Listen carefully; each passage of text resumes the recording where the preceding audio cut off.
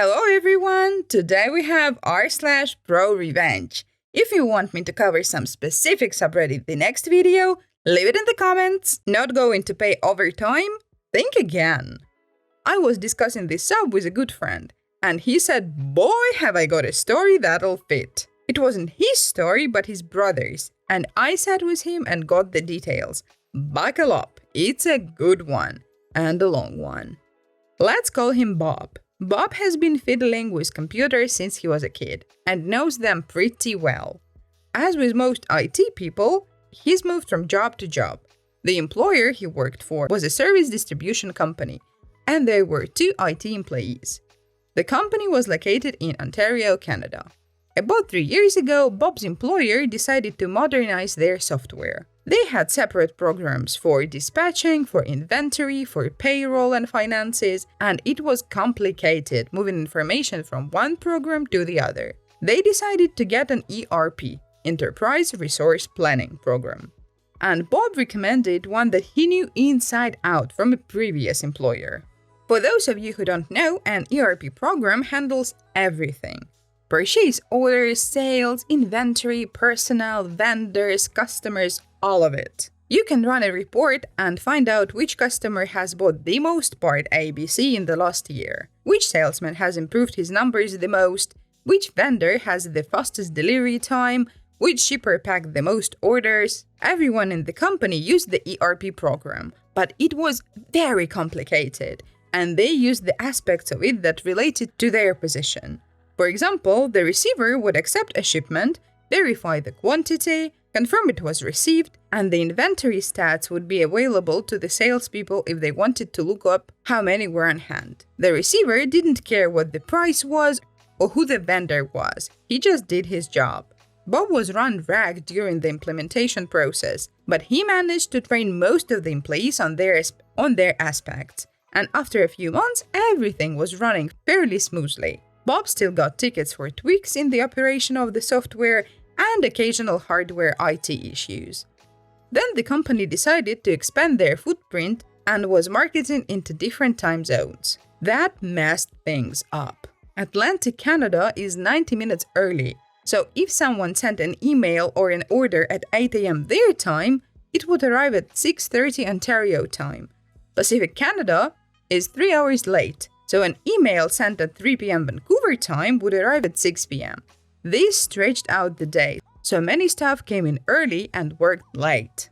Bob would arrive at 8 a.m. and there would be people that demanded his immediate assistance and were annoyed that he didn't respond instantly, even though their request was submitted before his start time. Same with the late in the day. His phone would ring at dinner time with people that wanted help right now.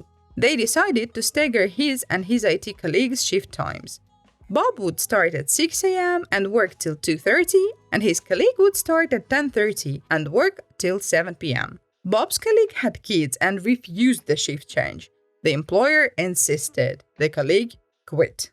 That meant that Bob was the only person in the IT department. The employer said they would look to hire a new IT guy, but they had trouble finding one that knew the ERP system, and they were offering well under a market value salary. Bob asked for a raise and was denied. Then he wanted overtime, and the employer told him that as an IT specialist, he was exempt from overtime laws in Ontario. Bob looked it up, and the employer was correct. This went on for some time, and he knew lots of IT people socially.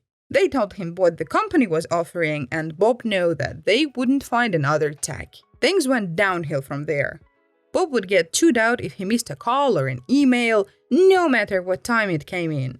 He had to train new hires in the ERP system, as well as take care of the hardware.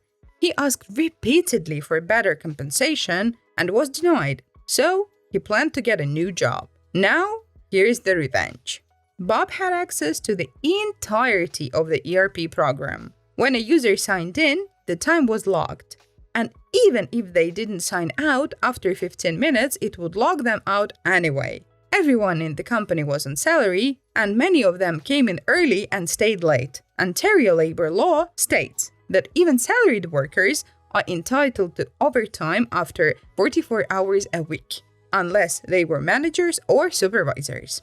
So Bob jumped into the program and ran a report for each employee that wasn't a manager, all the way back to when the ERP program was started. Then he reached out to an employment lawyer and got the okay to refer employees to him. Bob lined up another job, and after he left, every employee in the company got an email with an Excel sheet showing the hours they had put in past 44 hours a week. The subject line said, "You're legally entitled to overtime pay." In the body of the email was the lawyer's name. The crap hit the fan. Almost every employee authorized the lawyer to negotiate with the company on their behalf, and the company had to pay a ton of money. All the company had to do was pay Bob for the extra work he put in. Instead, they had to pay almost everyone. I do not employ anyone, I am an employee myself, but if someday I start my company and I employ people, the first lesson that I learned going through Reddit: do not mess with IT guys. Their power is beyond imaginable.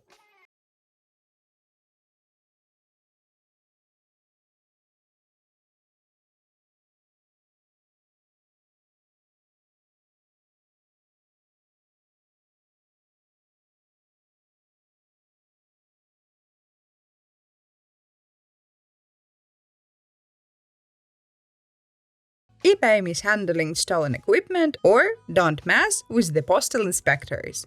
I work with a company that times races: running, cycling, triathlon, etc. The owner is a guy named John, who works at a race timing company. Both made up names.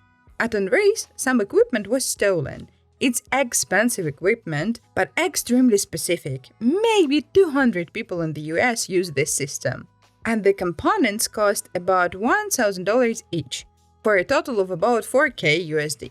About a month later, the stolen equipment popped up on eBay.